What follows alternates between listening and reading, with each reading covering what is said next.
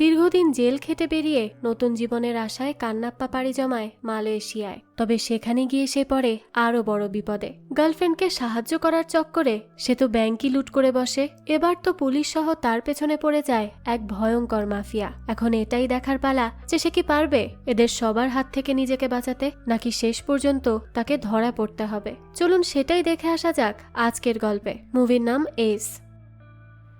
শুরুতেই দেখা যায় আরিভু নামের এক লোক কল্পনা নামের একজনকে কল করে। কল্পনা আরিভুকে বলে, আমার একটা হেল্প লাগবে, ব্যাংক আমার উপর প্রেসার ক্রিয়েট করছে আর আমার মনে হচ্ছে তারা আমার প্রপার্টি সিজ করে দিবে। আমি অনেক বেশি চিন্তায় আছি, তুমি কি কিছু মনে করবে? আসলে আমার কিছু টাকা লাগতো, যদি একটু টাকা দিয়ে হেল্প করতে। আমার 1 মিলিয়ন টাকা লাগবে, তো তুমি যদি আমাকে 2 লাখ টাকার মতো দিয়ে দাও, বাকিটুকু আমি ম্যানেজ করে নিতে পারবো। প্লিজ আমাকে একটু হেল্প করে দিও।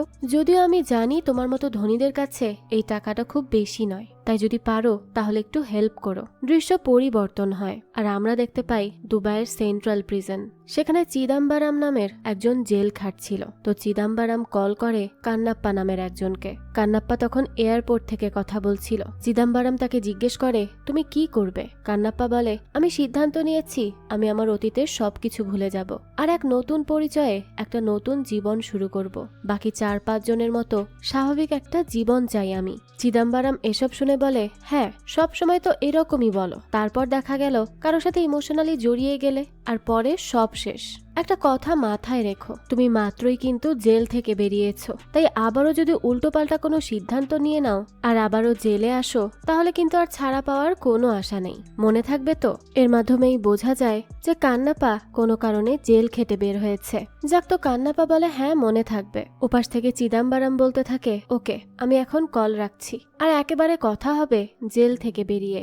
এদিকে কান্নাপ্পাকে এয়ারপোর্টে রিসিভ করতে আসে আরিভু। সে এসেই বলে, এই তুমি তো কান্নাপ্পা তাই না? সে এটাও জানায় যে তাকে চিদাম্বারাম পাঠিয়েছে। কান্নাপ্পা বলে, হ্যাঁ আমিই তো সে, কিন্তু আমাকে আপনি কিভাবে খুঁজে পেলেন? আপনার সাথে তো আমার আগে কখনো দেখা হয়নি, তাহলে চিনলেন কিভাবে? আরিভু বলে, আমি তোমার গেটআপ দেখেই চিনে নিয়েছি। আর শোনো, আমার ব্যাপারে খুব জলদিই জানতে পারবে যে আমি কে, বুঝলে? তো তারপরই আরিভু কান্নাপ্পাকে তার ব্যাপারে বলে যে আরিভুর 500 জন কর্মচারী নিয়ে একটা কোম্পানি আছে, সে কারণে তার সব দিকেই নজর থাকবে, এটাই স্বাভাবিক। তো এরপরই আরিভু কান্নাপ্পাকে নিয়ে তার কোম্পানিতে চলে আসে। তখন সে কান্নাপ্পাকে জিজ্ঞেস করে, তাকে সবাই বল্টু কান্নাপ্পা কেন ডাকে? এই বল্টুর কি রহস্য? কান্নাপ্পা তখন বলে, আসলে আমি ছোটবেলায় কার, বাইক, সাইকেল সবকিছুর বল্টু খুলে সেগুলো সেল করে দিতাম, আর কেউ ধরতেও পারতো না। এইসব শুনে আরিফও বুঝতে পারে যে কান্নাপ্পা চুরি করতে মাহির। অন্যদিকে আমরা রাজা নামের একজনকে দেখি, যে একটা ছেলেকে খুব মারধর করছিল আর বলছিল, তুই গ্যাংস্টার তাই না? যা গিয়ে আমার নাম তোর মালিককে বল, তাহলে জানতে পারবি আসল গ্যাংস্টারটাকে। সব বাহাদুরি তখন বের হয়ে যাবে। তো এই রাজা হচ্ছে একজন পুলিশ অফিসার আর সেই এই ছেলেকে মারছে কারণ এই ছেলেটা প্রীতি নামের একটা মেয়ের প্রাইভেট ভিডিও ধারণ করে তাকে ব্ল্যাকমেইল করছিল। এ কারণেই তাকে আচ্ছা মতো ধোলাই দিয়েছে। তো ছেলেটা এত মারধর খাওয়ার পর মোবাইল দিয়ে সেখান থেকে পালায়। প্রীতি তখন রাজাকে বলে, থ্যাঙ্কস স্যার, আমি আপনার এই হেল্প জীবনেও ভুলবো না। রাজা বলতে থাকে, আরে থ্যাঙ্কস বলতে হবে না, এটা তো আমার দায়িত্ব। প্রীতি তখন বলে, আচ্ছা তো আমার মোবাইলটা দিবেন না? রাজা বলতে থাকে, হ্যাঁ এটা নিয়ে যেও, রাতে আমার বাসায় এসে তারপর নিও, ঠিক আছে? প্রীতি এই কথা শুনে অবাক হয় আর বলে, মানে আমি কেন রাতে আপনার বাসায় আসবো? রাজা তখন বলতে থাকে, কেন তুমি কি জানো না রাতে আমি তোমাকে কেন ডাকছি? প্রীতি এবার বুঝতে পারে সে একটা ব্ল্যাকমেল থেকে বাঁচতে গিয়ে আর একটা ফাঁদে পড়ে গিয়েছে। এই পুলিশ অফিসার তো নিজেই একটা শয়তান। তাই প্রীতি বলতে থাকে, আমি আপনাকে বিশ্বাস করে সবটা বলে হেল্প চেয়েছি আর আপনি এখন আমার বিশ্বাসেরই সুযোগ নিচ্ছেন, তাহলে তো আপনার মধ্যে আর ওই শয়তান ছেলের মধ্যে কোনো তফাতই রইল না। রাজা এই কথা শুনে বলে, কি বললে তুমি? আমাকে ওই ছেলের সাথে তুলনা করলে? আমি কি তোমার সাথে প্রেমের অভিনয় করেছি নাকি? আমি যা বলেছি ক্লিয়ার করে বলেছি, আমি তো মিথ্যা বলে ফাঁসাইনি। তাই বলছি চুপচাপ রাতে চলে এসো, কাজ করে তারপর নিজের ভিডিও নিয়ে যেও। প্রীতি তখন বলে, না স্যার আমি পারবো না, প্লিজ আপনি এরকম করবেন না, আমাকে আমার ভিডিওটা দিয়ে দিন। রাজা বলতে থাকেন, না আমি তো দিব না, আর শোনো বেশি বাড়াবাড়ি করলে আমি কিন্তু এটা অনলাইনে আপলোড করে দিব, তখন বুঝবে। আর দোষ দিব ওই ছেলের, এখানে আমাকে নিয়ে কোনো কথাই হবে না, তাই ভেবে দেখো। কি করবে, আমি কিন্তু রাতে অপেক্ষা করব। এই কথা বলে রাজা সেখান থেকে চলে যায়। কতটা বদমাশ এই লোক তার এই কর্মকাণ্ডেই বোঝা গেল। অন্যদিকে কান্নাপ্পা বাসে উঠতে থাকে। সেই সময় রুক্কু নামের একটা মেয়েকে সে দেখে। সেই সময় আবার বাসে একটা মোবাইল হারিয়ে যায়। তাই রুক্কু মোবাইলের মালিককে কানে কানে বলে যে ওই লোকটার পকেট চেক করতে, মানে সে কান্নাপ্পারই পকেট চেক করতে বলছিল। ছেলেটাও তখন চেক করে দেখে মোবাইল তো তার পকেটে নেই, এটা তো সিটেই পড়েছিল। যাক, তো কান্নাপ্পা গাড়ি থেকে নেমে রুক্কুকে বলে, কি হলো এটা? আপনি কেন ভাবলেন যে আমি তার মোবাইল চুরি করেছি? আমাকে কি দেখে চোর মনে হচ্ছে আপনার? কি হলো বলুন? রুক্কু বলে, আমি বাসে ভুল হলেও বাস স্ট্যান্ডে আমি দেখেছি আপনি চুরি করেছিলেন। এরপরে দৃশ্য চলে যায় ফ্ল্যাশব্যাকে। দেখা যায় কান্নাপ্পা একজন ভিক্ষুক মহিলার জন্য একজন ধনী ব্যক্তির মানিব্যাগ নিচে ফেলে দেয়, আর পরে ওই ধনী লোককে আবারও মানিব্যাগটা তুলে দেয় ভালো সাজার জন্য। লোকটা তখন খুশি হয়ে কান্নাপ্পাকে কিছু টাকা দিয়ে দেয়, আর সেই টাকাটা আবার কান্নাপ্পা ওই ভিক্ষুক মহিলাকে দেয়। এসব দেখে রুক্কু আসলে কান্নাপ্পাকে চোর ভেবেছিল। আর এই সব কথা মনে করে কান্নাপ্পা বলে, আরে সেটা তো আর সম্পূর্ণভাবে চুরি ছিল না। রুক্কু বলে, আমি এসব নিয়ে কথা বলতে চাই না। কান্নাপ্পা বলে, দাঁড়ান, আমার কথা বলা এখনো শেষ হয়নি। সে বলতে থাকে, আপনি আমাকে ভুলভাবে চোর বলেছেন বাসে, তাই আমি আপনার সরি চাই, আমাকে সরি বলুন, তারপর এখান থেকে যান। রুক্কু বলতে থাকে, যদি একজন চোর ক্রাইম স্পটে থাকে তাহলে তো তাকেই সন্দেহ করা হবে, তাই না? তাই আমি সরি বলবো না। এই কথা বলেই রুক্কু সেখান থেকে চলে যায়। এরপরই দেখা যায় আরিভু কান্নাপ্পাকে কল্পনার সাথে দেখা করায়। আরিভু বলতে থাকে, তুমি আজ থেকে তার হোটেলেই রাঁধুনি হিসেবে জব করবে, বুঝতে পেরেছো? আর সে হচ্ছে আমার লাভ, অর্থাৎ তোমার ভাবি। কান্নাপ্পা তখন বলে, কি আমি রাঁধুনি হয়ে কাজ করব? আরিভু বলে, হ্যাঁ, কেন? তুমি কি জানো না তুমি কেন এসেছো এখানে? কান্নাপ্পা তারপর আর কিছুই বলে না। আরিভু এরপর কল্পনাকে বলে, সরি, আমি তোমাকে তোমার টাকাটা দিতে পারিনি, আসলে এই মুহূর্তে আমার হাতে নেই তো, কিন্তু আমি জলদি আমার জায়গা সেল হলে তোমাকে টাকা দিয়ে দিব। কল্পনা তখন বলে, কোনো ব্যাপার না, কিন্তু যত তাড়াতাড়ি সম্ভব তত তাড়াতাড়ি পেলে ভালো হবে। তো এরপর কান্নাপ্পা দেখা যায় প্রথম দেখাতেই কল্পনাকে ইমপ্রেস করে ফেলে, কারণ তার কথাবার্তায় যে কেউই ফাঁসতে বাধ্য। তাই কল্পনাও আর কোনো চিন্তা না করে তাকে জবে রেখে দেয়। অন্যদিকে আমরা রুক্কুকে দেখতে পাই, সে তার কাজ শেষে বাড়ি ফেরার জন্য বাসে ওঠে। তখনই সেখানে সে কান্নাপ্পাকে দেখে। কান্নাপ্পা তখন বলে, আমি সেদিন ওই ধনী লোকের টাকা চুরি করিনি, বরং আমি তার টাকা দিয়ে ওই দাদিমাকে হেল্প করেছি, আর সে ওই টাকাটা নিজ ইচ্ছায় আমাকে দিয়েছিল, আমি তো জোর করে নেইনি। রুক্কু বলে, তাও সেটা একরকম চুরি, কারণ তুমি সেটা ট্রিক করে নিয়েছো। এ কথা শুনে কান্নাপ্পা আর কিছুই বলে না। তারপর দেখা যায় সে গাড়ি থেকে নেমে রুক্কুর পেছন পেছন আসছিল। সেখানেই পাশের একটা দোকানে দাঁড়িয়ে পানি খাচ্ছিল প্রীতি কথা মতো আজ গিয়েছিল রাজার কাছে, কিন্তু সে যখন বলে, স্যার আমি আপনার কথা মতো সব করেছি, এখন তো ভিডিওটা ডিলিট করে দিন। কিন্তু রাজা বলে, হ্যাঁ আমি ভিডিও ডিলিট করব বলেছিলাম, কিন্তু এখন আর করব না, আমার মন বদলে গেছে, কারণ তোমাকে আমি পছন্দ করেছি। তো এক কাজ করো, তুমি আমার সিক্রেট গার্লফ্রেন্ড হয়ে যাও। প্রীতি তো তখন কান্না করতে থাকে আর বারবার রিকোয়েস্ট করে তার ভিডিও ডিলিট করতে, কিন্তু রাজা বলে, না আমি করব না, আর যা বলেছি তা চুপচাপ করো। পরের বার আমার সাথে দেখা করলে সুন্দর করে শাড়ি পরে সেজে গুজে আসবে, বুঝলে? তো এইসব কথা ভেবে প্রীতি পানি খেয়ে চলে যায় কান্নাপ্পাকে ক্রস করে। সেই সময় রুক্কু কান্নাপ্পাকে বলে, কি ব্যাপার, তুমি আমাকে কেন ফলো করছো? আমার পেছন পেছন আসছো কেন? হ্যাঁ? কান্নাপ্পা বলে, আমি কেন ফলো করব তোমাকে? তুমি আমার সাথে এক রাস্তায় কেন আসলে? তখনই একজন লোক বলে, আরে রুক্কু, রেগে যাচ্ছ কেন?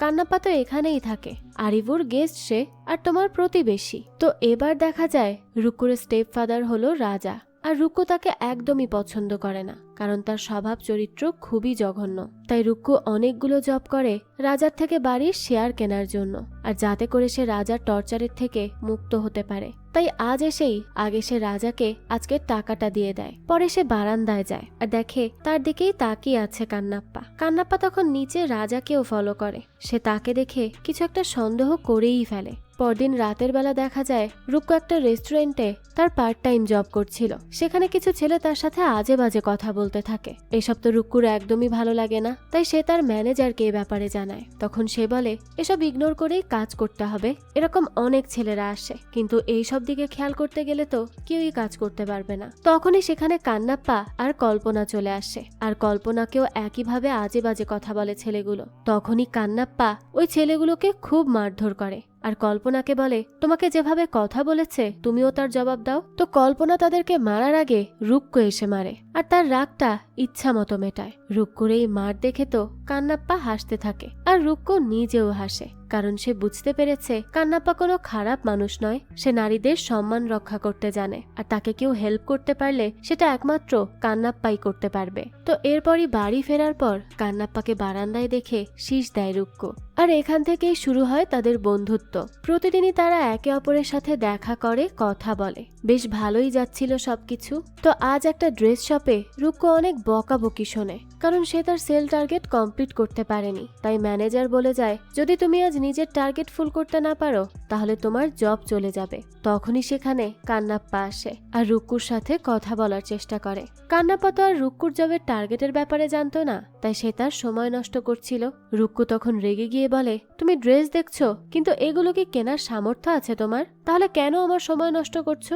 আমি যদি সেল টার্গেট কমপ্লিট না করতে পারি তাহলে তো আমার জবটাই চলে যাবে। তাই প্লিজ চলে যাও, আমাকে আর বিরক্ত করো না। কান্নাপ্পা তখন বলে, তোমার কি মনে হচ্ছে আমি ড্রেস কিনতে পারবো না? আচ্ছা তোমার টার্গেট কত বলো তো? তখন রুক্কু তার টার্গেট বলে, আর কান্নাপ্পা সেই মতোই একটা ড্রেস প্যাক করতে বলে। রুক্কু তখন বলে, কেন এসেছিলে আর কি বলতে চাইছিলে আমায়? কান্নাপ্পা তখন একটা নোট দেয় আর বলে, এটা দেখে ফেলে দিও। এই কথা বলেই সে রেগে মেগে চলে যায়। রুক্কু তখন দেখে সেখানে সে কফি খেতে যাওয়ার রিকোয়েস্ট করেছে, আর এটাই সে দিতে এসেছিল। অথচ রুক্কু তো তার সাথে কেমন ব্যবহার করলো। যাক, তো কান্নাপ্পা বাইরে এসেই কল করে আরিভুকে আর বলে, আমার জন্য 10,000 টাকা রেডি রাখো, আমার দরকার। কান্নাপ্পা তাকে টাকার কথা বলেছে কারণ আরিভু তো নিজেকে কোটিপতি বলেই পরিচয় করিয়েছে। তখন আরিভু বলে, চুপ করো, তুমি কি আমার কাছে টাকা দিয়ে রেখেছো? আর আমি এখন ইম্পর্টেন্ট মিটিং এ যাচ্ছি, তাই বিরক্ত করো না তো। তাও এসব ছোটখাটো অ্যাকাউন্ট নিয়ে। এই কথা বলেই কল রেখে দেয় সে। তো কান্নাপ্পা কিছুক্ষণ পরই দেখে, ওমা, এই আরিভু তো একটা চিটার। সে কোনো কোটিপতি নয়, বরং সে তো ভাঙ্গারি বিক্রি করে চলে। কান্নাপ্পা তো তখন আরিভুকে হাতে নাতে ধরে ফেলে আর বলে, চিটার, মিথ্যুক, বাটপার, এই নাকি তুই বিজনেসম্যান? আরিভু তখন বলতে থাকে, প্লিজ তুমি আমার আসল পরিচয় কল্পনাকে বলো না। কান্নাপ্পা বলে, আমি বলবো না একটা শর্তে, যদি আমার বলা টাকাটা তুমি আমাকে দিয়ে দাও। আরিভু বলতে থাকে, আমি কোথা থেকে এত টাকা পাবো? কিন্তু হ্যাঁ, আমি লোনের ব্যবস্থা করে দিতে পারবো। কান্নাপ্পা বলে, ঠিক আছে, চলবে। আরিভু এরপর বলতে থাকে, কিন্তু তুমি কেন রুক্কু আর তার জবের ব্যাপারে ভাবছো? তার প্রেমে পড়ে গেলে নাকি? কান্নাপ্পা বলে, তোমাকে নাক গলাতে কে বলেছে? আরিভু বলতে থাকে, তোমার এখানে এসে কাজে ফোকাস করার কথা, কিন্তু তুমি তো এসেই নিজের লাভ ড্রামা শুরু করে দিলে। তো তারপরে আরিভু কান্নাপ্পাকে নিয়ে আসে ধার্মার কাছে। ধার্মা হচ্ছে একজন মাফিয়া টাইপের লোক। সে জুয়া খেলে, চাঁদাবাজি করে, ক্রাইম করে, খুন করে, যত রকমের যত ক্রিমিনালি কাজ আছে সব সে করে থাকে। আর তার থেকে লোন নেওয়ার পর তা সঠিক সময়ে না দিলে তার মৃত্যু নিশ্চিত। এবার সেখানে জুয়া খেলতে বসে পড়ে কান্নাপ্পা। স্বাভাবিকভাবেই সে বারবার উইন করছিল, কিন্তু একটা সময় পর সেই ধার্মা আসে আর সেও খেলতে বসে। তখন এক পর্যায়ে কান্নাপ্পা তার থেকে লোন নেয় বাকি খেলা সম্পূর্ণ করতে, কিন্তু এইখানে ধার্মা চিটিং করে জিতে যায়। যখন কান্নাপ্পা বলে যে তুমি তো চিটিং করেছো, তাই আমার প্রাপ্য টাকা আমাকে দিয়ে দাও, তখন ধার্মা বলে, আমার এলাকায় এসে আমাকেই হুকুম? আমি চাইলে এখানেই তোদেরকে মেরে দিতে পারি। তাই বলছি চুপচাপ সাইন কর লোনের পেপারসে, তারপর চলে যা। আর ঠিকঠাক টাইমে লোন না দিলে কিন্তু আমি তোর বডি পার্ট কেটে কেটে বিক্রি করব।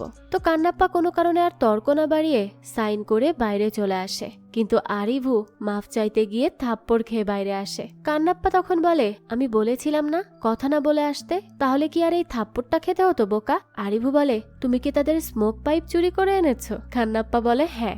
আরিভু তখন বলতে থাকে, তারা এটা খুঁজে পায়নি বলেই আমাকে থাপ্পড় দিল, বুঝতে পেরেছো কি? কান্নাপ্পা তো তখন তাকে পাত্তা না দিয়ে সেখান থেকে চলে যায়। আরিভু আবারও বলে, আমি বলেছিলাম না খেলতে, আমার কথা কেন শুনলে না? কান্নাপ্পা বলে, কেন শুনবো? আমি যখন জিতে যাচ্ছিলাম তখন তো খুব খুশি হচ্ছিলে। আরিভু বলে, হ্যাঁ, কিন্তু এখন দেখলে কি সর্বনাশ হয়েছে, কি করবে বলো এখন? কান্নাপ্পা বলে, কি আবার করব? আমরা তার লোন দিব না, কারণ আমরা টাকা নেইনি। সে আমাদেরকে হুমকি দিয়ে সাইন নিয়েছে, ইচ্ছে তো করছে তার অবস্থা খারাপ করে দিতে। তুমি শুধু অপেক্ষা করো আর দেখো কি হয়। আরিভু বলে, কি হবে মানে? দেখো, তুমি কিন্তু তার সাথে ঝামেলায় জড়াতে পারবে না, আর এটার কথা ভাববেও না। অন্য কোনো পরিকল্পনা থাকলে সেটা নিয়ে ভাবো। কান্নাপ্পা বলে, আমি কেন তাকে ভয় পাবো শুনি? আরিভু বলে, তো তুমি ভয় পাবে না কেন? তুমি লোন নিতে চেয়েছো, তুমিই তার সাথে খেলেছো, মাঝখানে আমাকে এখানে ফাঁসিয়ে দিয়েছো। আমি তো কিছুই করিনি, তাহলে আমি কেন তার হাতে মারা পড়বো? কান্নাপ্পা বলে, আচ্ছা ঠিক আছে, আমি একটা উপায় বের করছি এইসব থেকে পালানোর, বুঝেছ? আরিভু এরপর কল করে চিদাম্বারামের বাবাকে আর বলে তোমার ছেলে একজনকে পাঠিয়েছিল, কিন্তু সে তো আমার নাকে দম করে ছাড়ছে, এই সব কিছুর জন্য সে দায়ী। কোথায় চিদাম্বারাম? তখন তার বাবা বলে ওহ, আমি তো বলতে ভুলেই গিয়েছি, সে এখন জেলে আছে। নেটওয়ার্কের জন্য আরিভু তো আর এই কথাটা শুনতে পায় না। তখনই সেখানে রুক্কু চলে আসে আর জিজ্ঞেস করে কান্নাপ্পা কোথায়? আরিভু রেগে মেগে বলে সে হয়তোবা কারো লাইফ নষ্ট করতে বিজি আছে, তুমি কেন এসেছো এখানে? রুক্কু বলে কি ব্যাপার, এভাবে কথা বলছো কেন, আমি কি করেছি? আরিভু তখন বলতে থাকে যে তুমিই তো তাকে বলেছ টাকা লাগবে তোমার জব বাঁচানোর জন্য, তাই সে নিজেকে সমস্যায় ফেলেছে আর সাথে এখন আমাকেও। আমরা তো কোটি টাকার লোনে ডুবেছি, এখন 1 সপ্তাহের মধ্যে টাকা না দিলে আমার মাথা কাটা পড়বে। রুক্কু তখন জিজ্ঞেস করে কান্নাপ্পা কোথায়, সে সেফ তো? আরিভু বলে তোমার কান্না সেফই আছে, কিন্তু তারা আমার মাথা চেয়েছে, এখন সরো আমার পথ থেকে। এই বলে আরিভু সেখান থেকে চলে যায়। তারপরে রুক্কু আসে কান্নার কাছে। আচ্ছা, কান্নাপ্পাকে এখন থেকে আমরা কান্না বলেই ডাকবো। তো রুক্কু বলতে থাকে তুমি কি বোকা? আর আমি কি তোমার কাছে হেল্প চেয়েছিলাম? আমি বলেছিলাম আমাকে টাকা দাও, তাহলে এইসব কেন করলে? তুমি এখানে আমাকে প্রোটেক্ট করতে আসোনি, বরং টেবিল মুছতে এসেছো। তাই নিজের জবটা ঠিকঠাক মতো করো আর আমাকে আমার মতো থাকতে দাও। কান্না বলে প্রথমবার এসেছো কফি খাবে? রুক্কু বলে তুমি কি আসলেই পাগল? এই বলেই সে সেখান থেকে চলে যায়। রুক্কু তার বাসায় এসে দেখে প্রীতির সাথে রাজা। তখন সে বলতে থাকে এসব কি চলছে আর এই মেয়েকে? রুক্কু আরো বলে সে যদি এখন এখান থেকে না যায় তাহলে সে পুলিশ ডাকবে। রাজা বলে কি, পুলিশকে কল করবে? এই মেয়েটা আমার গার্লফ্রেন্ড, জিজ্ঞেস করো তাকে, সেই বলবে যে আমি তার বয়ফ্রেন্ড। প্রীতি তো তখন ভয় পেয়ে বলে হ্যাঁ, সে আমার বয়ফ্রেন্ড। রাজা এরপর বলতে থাকে তো এখন তুমি ভুলেও চেষ্টা করবে না আমাদের মাঝে আসার, বুঝলে? আর পুলিশ তো আমি নিজেই, তাই পুলিশকে কল করারও দুঃসাহস করবে না।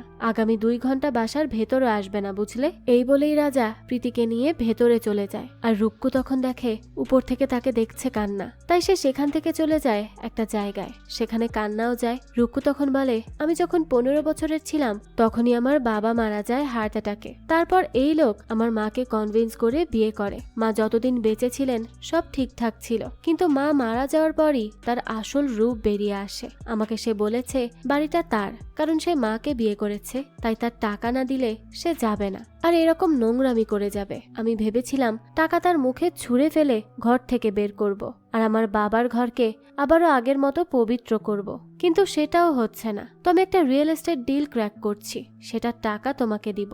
তুমি এটা দিয়ে আগে নিজের সমস্যার সমাধান করো, তারপর আমি আমারটা করব, কারণ আমি চাই না তুমি বিপদে পড়ো। এবার কিছুক্ষণ ঘোরাফেরা করার পর রুক্কু কান্নাকে জড়িয়ে ধরে আর বলতে থাকে চিন্তা করো না, আমরা একসাথে সব সামলে নিব। কান্না তারপর সারা রাত সব সমস্যাগুলো নিয়ে ভাবে। কল্পনা থেকে শুরু করে ধার্মা আর রুক্কু সবার মধ্যে কমন সমস্যা হচ্ছে টাকা, আর কান্নার টার্গেটও হয়ে যায় এবার টাকা। সারা রাত সে পরিকল্পনা করে বড় কিছু করার। পরদিন সকালেই সে আরিভুকে বলে যে চলো আমরা লুট করব, আর এই লুটের টাকা দিয়েই আমাদের সমস্ত সমস্যার সমাধান হবে। আরিভু তো এক কথায় মানা করে দেয়, কারণ এমনিতেই সে কত বড় সমস্যায় ফেসে আছে, তার উপর টাকা লুট করে তো পুলিশেরও চোখে পড়বে, তাই সে এই ঝামেলায় জড়াতেই চায় না। সে তো কান্নাকে সরাসরি মানা করে সেখান থেকে চলে যায় ধার্মার কাছে, তার কাছে মাফ চাইতে। কিন্তু আরিভু এসে দেখে ধার্মা তো মাফ করার লোক না, উল্টো তাকে সে প্রাণেই মেরে দিবে। তাই আরিভু আবারও ফিরে আসে কান্নার কাছে আর তার হাতে পায়ে ধরে তার সাথে যাওয়ার জন্য। কান্না তখন বলে যদি একবার আমার পরিকল্পনায় সামিল হয়ে যাও তাহলে কিন্তু আর বের হয়ে যেতে পারবে না, তাই ভেবে বলো কি করবে। আরিভু বলে করব, তোমার সাথে কাজ করব, আর তো কোনো উপায়ও নেই। এখন এটা তো বলো যে আমরা কোথায় লুট করব। তো এরপরই দেখা যায় কান্না একটা ব্যাংক লুট করার কথা ভাবে, আর সেই ব্যাংক সম্পর্কে সমস্ত ইনফরমেশনও জোগাড় করে নেয় যে কিভাবে ব্যাংকের গাড়ি থেকে ক্যাশ লুট করবে। তার তো পুরো প্ল্যান কমপ্লিট করা শেষ।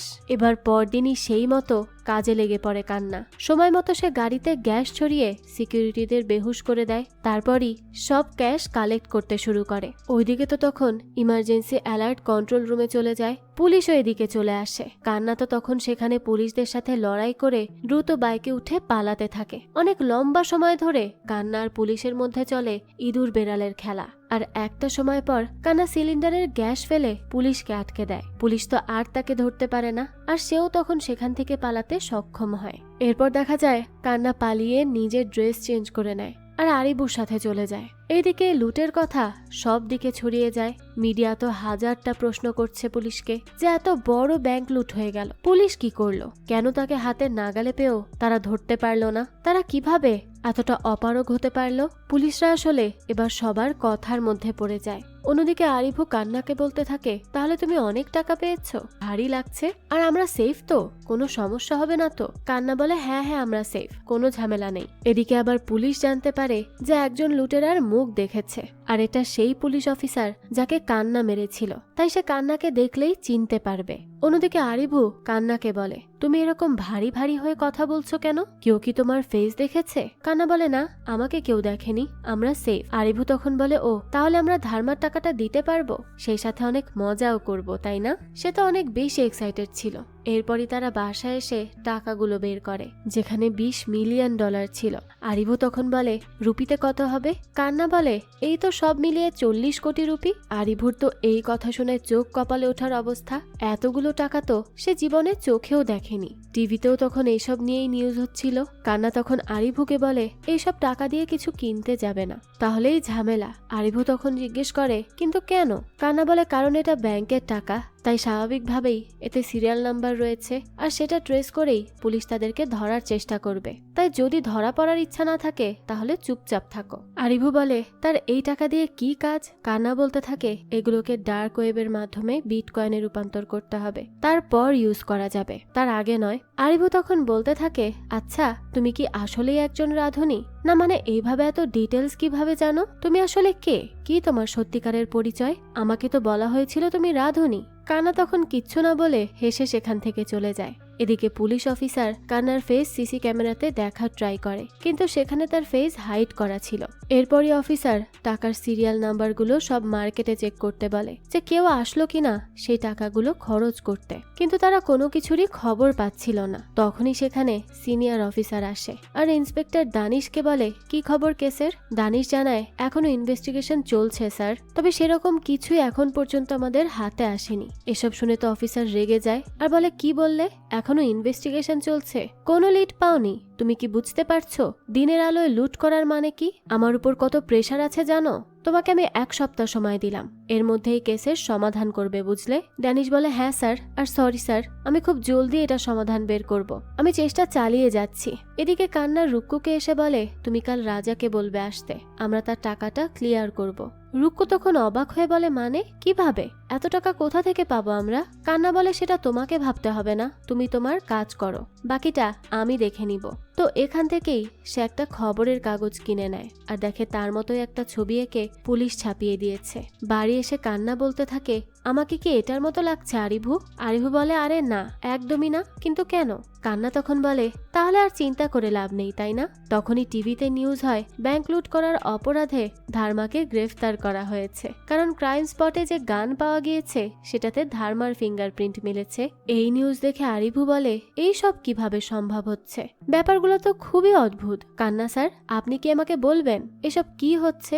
আপনিই তো টাকা লুট করলেন, আবার আপনি এত বড় মাফিয়াকে ফাঁসিয়ে গ্রেফতারও করালেন, কিন্তু কিভাবে? তখনই দৃশ্য চলে যায় ফ্ল্যাশব্যাকে। দেখা যায় কান্না লুকিয়ে ধার্মার বন্দুক চুরি করে নেয়, আর সেটাকে ইচ্ছে করেই ক্রাইম স্পটে ফেলে আসে, যাতে করে পুলিশ ধার্মাকে সন্দেহ করে আর তাকেই গ্রেফতার করে ব্যাংক লুটের জন্য। তাছাড়া ধার্মার তো ব্যাকগ্রাউন্ড হিস্ট্রি এমনিতেই খারাপ, তাই পুলিশ তাকে সহজেই গ্রেফতার করে নিবে। এই সব কিছু জানার পর আবারও হাইপার হয়ে যায় আরিভু, কিন্তু তাকে খুব একটা পাত্তা দেয় না কান্না। কিছুক্ষণ পরই টিভিতে একটা নিউজ হয়, যেখানে লটারির নাম্বার বলা হয় আর কে জিতেছে সেটাও বলা হয়। তো হঠাৎ করেই দেখা যায় কান্না তার লটারিটা মেলায় আর দেখে সে তো 20 মিলিয়ন মানি জিতে গেছে। আরিভু বলে, কি আমরা জিতেছি? কান্না তখন তাকে থাপ্পড় দিয়ে বলে, তুই না, আমি জিতেছি, তুই মনে কর, কেন তুই জিতলি না? এবার দৃশ্য চলে যায় ফ্ল্যাশব্যাকে। সেদিন আরিভুকে কান্না এই লটারিটা দিয়েছিল আর বলেছিল সে এটা নিশ্চিত জিতবে, কিন্তু আরিভু তো ওভার কনফিডেন্ট হয়ে বলে, ধুর, এটা একটা ফালতু নাম্বার, এসবে কিছুই হয় না, তাই আমি এটা নিব না। তো সেই নাম্বারটা সেদিন কান্নাই রেখে দেয়, আর আজ সে সত্যি সত্যি জিতেও যায়। এবার আরিভূত কান্নাকে একেবারে স্যার স্যার আপনি আপনি করা শুরু করে দেয়। সে কান্নাকে বলে, স্যার আপনি কি আমার কথা শুনবেন? কান্না তখন ভাব দেখিয়ে বলে, সময় নেই, পারবো না। আরিভু বলে, মিস্টার ওভারনাইট মিলিয়নিয়ার, প্লিজ আমাকে অর্থাৎ আপনার গরিব বন্ধুকে কিছু টাকা দিন। আমি জানি ধনী হয়ে গেলে বন্ধুদেরকে মানুষ ভুলে যায়, তুমিও কি তাই করবে ভাবছো? এমন করো না আমার সাথে। কান্না তখন তাকে আরো একটা থাপ্পড় দিয়ে বলে, নিজের মতো সবাইকে ভাবা বন্ধ কর। আমি ভাবছি লটারির টাকা কাকে দিয়ে কালেক্ট করাবো, আমরা গেলে সমস্যা হবে। তারপরে কান্না অনেক ভাবার পর কল্পনাকে পাঠায়, আর সে সেগুলোকে কালেক্ট করে নিয়েও আসে। এবার তো কল্পনা সব জেনে যায় যে তারা ব্যাংক থেকে চুরি করেছে। সে তো এসব জানতে পেরে খুবই অবাক হয়ে যায়। আর সে এই সবকিছু জেনেছে কারণ বোকা আরিভু কল্পনার সাথে কলে কথা বলার পর কলই কাটেনি, আর তার মাধ্যমে কল্পনা সব জানতে পারে। তাই সে এসেই বলতে থাকে, আমি সব সত্যিটা জানতে চাই যে তোমরা কি কি করেছো। এবার তো বাধ্য হয়ে কান্না সবটা খুলে বলে। কল্পনা তখন আরিভুকে বলে, ও তাহলে তুমি কোনো বিজনেসম্যানই না, ভালোই মিথ্যাবাদী দেখছি, আমাকে এতদিন ধরে মিথ্যা বলে এসেছো। আরিভু বলে, আর তাকে কি বলবে, সে তো লুট করেছে, তাও শুধুমাত্র রুক্কুর জন্য।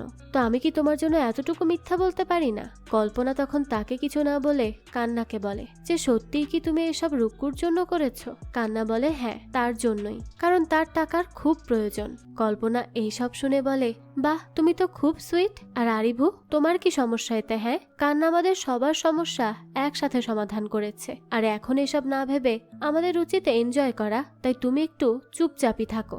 আরিভু তো তাও বলে, তো কাল যদি আমরা কোনো সমস্যার মধ্যে খারাপভাবে জড়িয়ে পড়ি তখন কি হবে?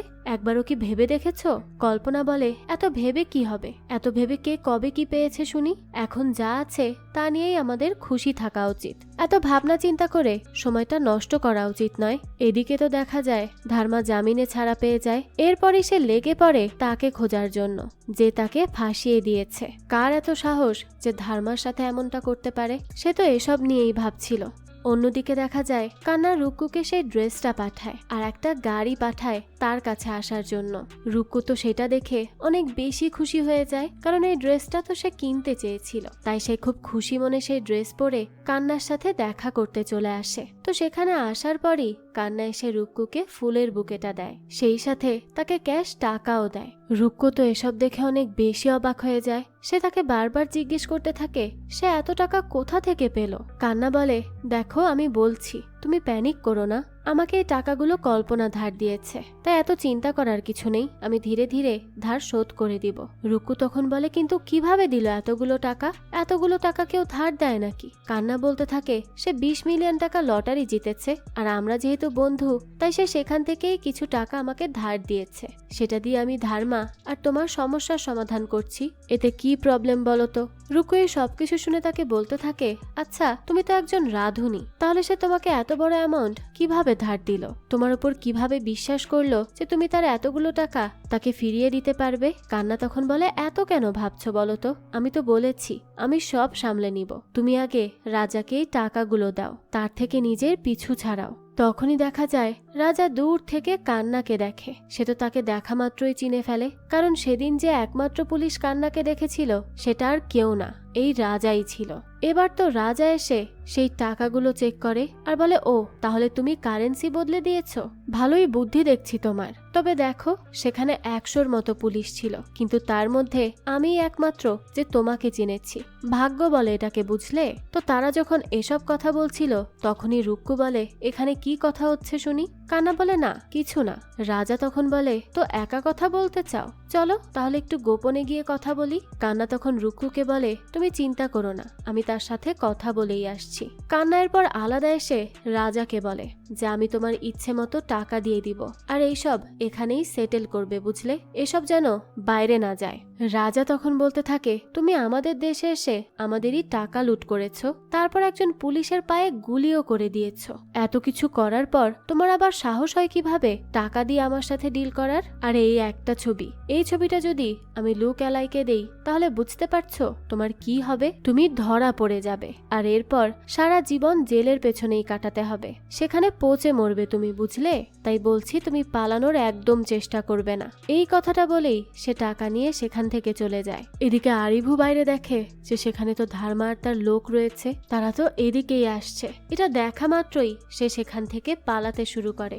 ধার্মা তখন বলতে থাকে, কি ব্যাপার, আমাকে দেখে এভাবে পালালো কেন? তাকে এক্ষুনি ধরে আনো তো, আমি জানতে চাই তার এভাবে পালানোর কারণটা কি। সে যদি কিছু নাই করে থাকে তাহলে এভাবে কেন পালাবে? অন্যদিকে রুক্কু কান্নাকে বলে, কি চলছে এখানে বলো তো? কান্না তো কিছুই বলতে পারে না। তাই রুক্কু আবারও জিজ্ঞেস করে, কি হলো, আমাকে বলো কি হচ্ছে এখানে? কান্না বলে, আমাকে কি তুমি বিশ্বাস করো? রুক্কু বলে, আমি জানি না, এখন আমাকে আগে এটা বলো কি হচ্ছে এখানে। কান্না তখন বলে, আমাকে কিছুদিনের জন্য কোনো রকম কোনো প্রশ্ন করো না, একটু সময় দাও, এই সবকিছু শেষ হওয়ার পর আমি তোমাকে সবটা বুঝিয়ে বলবো। রুক্কু বলে, তোমাকে সে ক্রিমিনাল বলে গেল আর আমি তোমাকে বিশ্বাস করব বলছো? আমাকে বলো যে আমি এখন কি করব? কান্না তখন বলে, আমি যা করছি সব তোমার খুশির জন্যই করছি, তাই প্লিজ আমাকে বিশ্বাস করো, একবার সব সামলে গেলে আমি তোমাকে নিয়ে সুখে থাকতে পারবো। বোঝাই যায় তারা এতদিনে একে অপরকে কতটা ভালোবেসে ফেলেছে, আর তাই তো রুক্কুর জন্য সে এত বড় রিস্ক নিয়ে নিয়েছে। কান্না আরো বলতে থাকে, দেখো রুক্কু, আমি যাই করেছি আর যাই করছি সবকিছুর পেছনে তোমার খুশি আছে, আমি শুধুমাত্র তোমার কথা ভেবে করছি সব, তাই আমাকে সময় দাও, আপাতত প্রশ্ন করো না। ঠিক তখনই কান্না দেখে সামনে ধার্মা ধরে রেখেছে আরিভুকে আর তাকে ধমকের সাথে জিজ্ঞেস করছে, কান্না কোথায়? তখনই তো কান্না তাদেরকে দেখে সেখান থেকে পালাতে থাকে আর ধার্মার লোকও তখন তার পিছু করতে থাকে। অনেকক্ষণ এমন পিছু করার পর একটা সময় তারা কান্নাকে ধরেই ফেলে। ধার্মা তখন কান্নাকে অনেক মারে আর বলতে থাকে, বল কোথায় টাকা? কান্না তখন বলে, কিসের টাকা? আরিভু বলে, ব্যাংক লুটের টাকার কথা বলছে সে। এখান থেকে দৃশ্য চলে যায় ফ্ল্যাশব্যাকে আর দেখা যায় ধার্মা যখন আরিভুকে ধরেছিল তখনই সে ভয়ের কারণে যা যা আছে সবকিছু বলে দিয়েছে। সে এটাও বলেছে যে কান্নাই তাকে ফাঁসিয়ে জেলে দিয়েছে, এই সবকিছুর পেছনে কান্নারই হাত রয়েছে, টাকা লুটো সেই করেছে। সে কারণেই ধার্মা সবকিছু জানতে পেরে কান্নার পেছনে পড়েছিল আর এখন সে কান্নাকে থাপ্পড় দিয়ে বলে, আমার টাকা চাই। কান্না তখন বলে, আচ্ছা ঠিক আছে, তোমার কত শেয়ার লাগবে বলো, আমি দিব। ধার্মা এই কথা শুনে বলে, শুধু শেয়ার? আমাকে তুই কত সমস্যাতে ফেলেছিস, আমি কি সব ভুলে যাব? তাই এখন আমি শেয়ার চাই না, আমি সম্পূর্ণ টাকাটাই চাই, বল কোথায় টাকা? কান্না বলে, ঠিক আছে, তাহলে আমি রাতে দিচ্ছি। ধার্মা তখন বলে, রাতে কি? আমি বলেছি এই মুহূর্তে আমাকে বল টাকা কোথায় রেখেছিস। কিন্তু কান্না তো তাকে বলবে না, তাই সে আবারও ট্রিক করে সেখান থেকে পালাতে থাকে আরিভুকে নিয়ে। বেশ অনেকক্ষণ পালানোর পরও তারা ঠিকই ধরা পড়ে যায়। এরপরে তো ধার্মার লোকেদের সাথে তাদের ফাইট চলতে থাকে। ফাইট করার এক পর্যায়েই কল্পনা সেখানে চলে আসে আর এসেই সেখান থেকে আরিভুকে কোনোভাবে নিয়ে যেতে পারে। কান্না তো তখনও একাই ফাইট করছিল, কিন্তু তখন সে কোনোভাবে সেখান থেকে পালিয়ে আসতে সক্ষম হয়। এরপরই সে ট্রেনে করে সেখান থেকে চলে যায়। এদিকে রুক্কু কান্নার ঘরে চলে আসে আর তখন সে দেখে কল্পনা আর আরিভু টাকা ভরছে।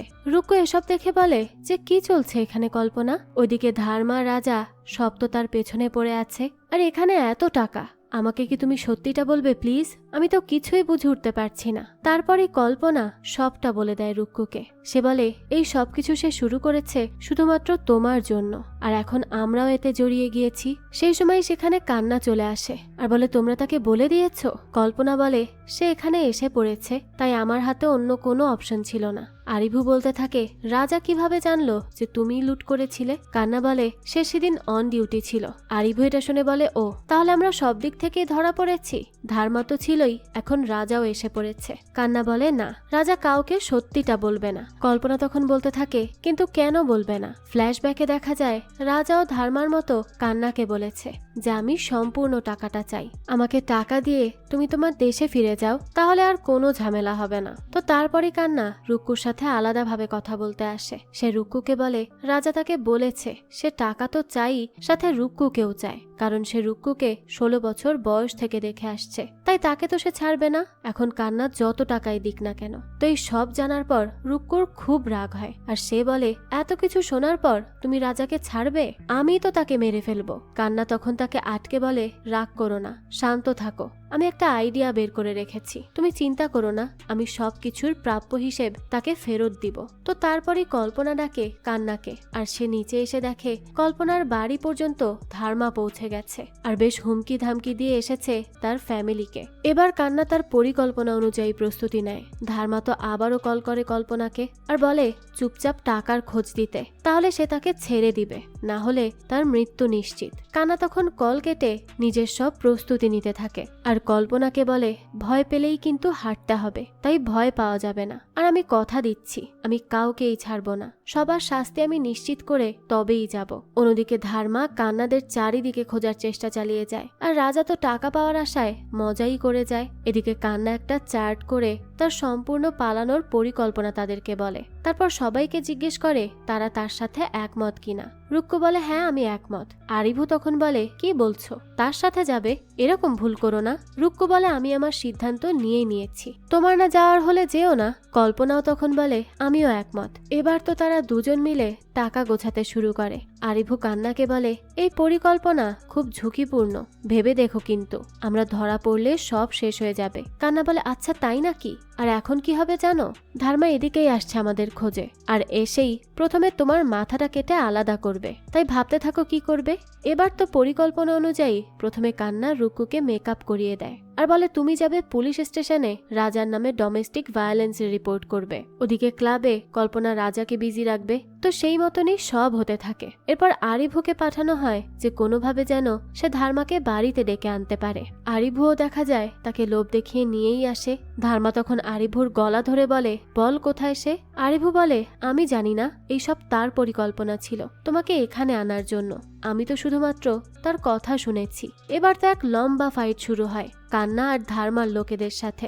এক পর্যায়ে সে ধার্মা সহ সবাইকে গুলি করে মেরে ফেলে। এরপরে অন্ধকার ঘরে আসে রাজা। এসেই দেখে সেখানে পড়ে আছে ব্যাংক লুটের টাকা, আর তখনই কান্না এসে মারতে শুরু করে তাকে। কান্না তাকে মারধর করে সেখান থেকে বাকি টাকা নিয়ে চলে যায়। কিছুক্ষণ পরই ভেতরে আসে রুক্কু। সে আসতেই তো রাজা বন্দুক তাক করে, কিন্তু রুক্কুকে দেখে তা আবার নামিয়ে নেয়। আর তখনই রুক্কু তার মোবাইলে গুলির সাউন্ড বাজিয়ে দেয়। আর এটা শুনেই তো পুলিশ ভাবে রুক্কুকে আক্রমণ করছে রাজা, তাই তারা রাজাকে সেখানেই শুট করে দেয়। যার ফলে রাজারও মৃত্যু হয় ব্যাংক লুট করার ক্রিমিনাল হিসেবে, কারণ তার কাছেই সেই টাকাগুলো পড়েছিল।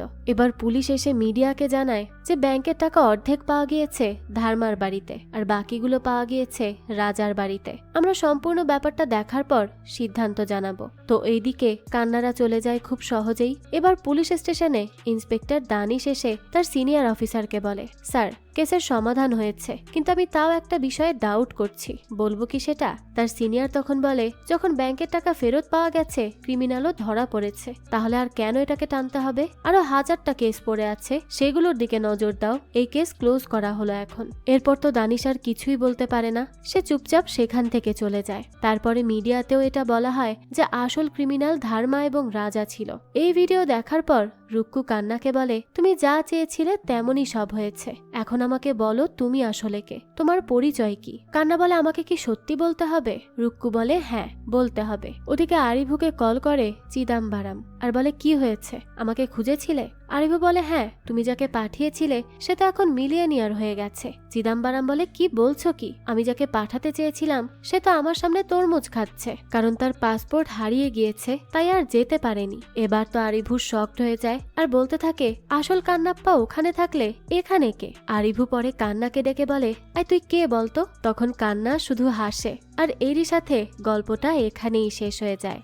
শেষ পর্যন্ত আর এটা রিভিল হয় না যে কান্নার আসল পরিচয় কি। এই রহস্যই থেকে যায়। হতে পারে এর পরবর্তী কোনো পার্টে এই রহস্যের উন্মোচন হবে, আর সেটা যখনই আসবে তা আমি আপনাদের জন্য এক্সপ্লেইন করার চেষ্টা করব। যাক, এই তো ছিল আজকের গল্প। এই গল্পটা আপনাদের কাছে কেমন লেগেছে সেটা অবশ্যই আমাদেরকে কমেন্ট করে জানাবেন। যদি এতটুকুও ভালো লেগে থাকে তাহলে একটি লাইক দিয়ে যাবেন। আর হ্যাঁ, আমাদের এই চ্যানেলে কিন্তু প্রতিনিয়তই নতুন নতুন ভিডিও আপলোড করা হয়। সেই সব ভিডিওর আপডেট পেতে আমাদের চ্যানেলটিকে সাবস্ক্রাইব করে বেল আইকনে অল দিয়ে রাখতে কিন্তু ভুলবেন না। আরেকটা কথা, আমাদের সকল ভিডিওর আপডেট পেতে জয়েন করতে পারেন আমাদের হোয়াটসঅ্যাপ চ্যানেলে, লিংক ডেসক্রিপশন বক্সেই দেয়া আছে। আজকে তাহলে এই পর্যন্তই, আবারও হাজির হব নতুন কোনো ভিডিও নিয়ে। সেই পর্যন্ত সবাই ভালো থাকবেন আর আমাদের চ্যানেলের সাথেই থাকবেন। ধন্যবাদ।